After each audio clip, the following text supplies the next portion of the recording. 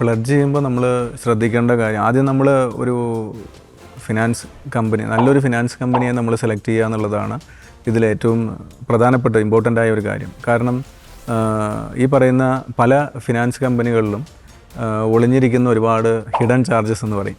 അത്തരത്തിലുള്ള ഒരുപാട് hidden charges ഉണ്ട്. ചില കമ്പനീസൊന്നും അവരുടെ ഈ ഗോൾഡ് നമ്മൾ കറക്റ്റായിട്ട് റീപേയ്മെൻറ്റ് ചെയ്യാത്ത സമയങ്ങളിൽ അല്ലെങ്കിൽ ലോങ് പെൻഡിങ്സ് ഒക്കെ വന്നു കഴിഞ്ഞാൽ ഗോൾഡ് ഓപ്ഷനിലേക്ക് പോകാനുള്ള റൈറ്റ്സ് അവർക്കുണ്ട്. സോ അപ്പോൾ ചില കമ്പനീസൊന്നും ഇത് വ്യക്തമായി ആളുകളെ കസ്റ്റമേഴ്സിനെ ധരിപ്പിക്കാറില്ല, അല്ലെങ്കിൽ കസ്റ്റമേഴ്സിനെ അറിയിക്കാറില്ല.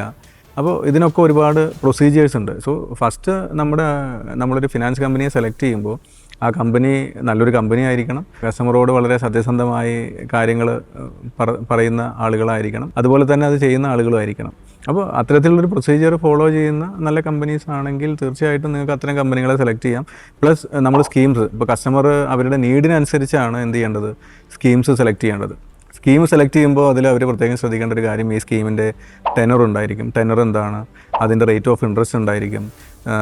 ഈ റേറ്റ് ഓഫ് ഇൻട്രസ്റ്റ് മന്ത്ലി അടയ്ക്കണോ, അതോ അവർക്ക് മന്ത്ലി അടയ്ക്കുന്നതിന് പകരം 3 months കാറ്റഗറി ഉണ്ട്. അപ്പോൾ 3 months അടച്ചാൽ മതിയോ, അല്ലെങ്കിൽ 6 months അടച്ചാൽ മതി, അല്ലെങ്കിൽ ഇയർലി അടച്ചാൽ മതി. അങ്ങനെ പലതരത്തിലുള്ള സ്കീംസ് ഉണ്ട്. ചിലപ്പോൾ നമ്മൾ മന്ത്ലി അടയ്ക്കേണ്ട സ്കീം മന്ത്ലി അടച്ചിട്ടില്ലെങ്കിൽ എന്ത് ചെയ്യും, സ്ലാബ് ഇൻട്രസ്റ്റ് റേറ്റ് ഓഫ് ഇൻട്രസ്റ്റിൻ്റെ സ്ലാബ് മാറും.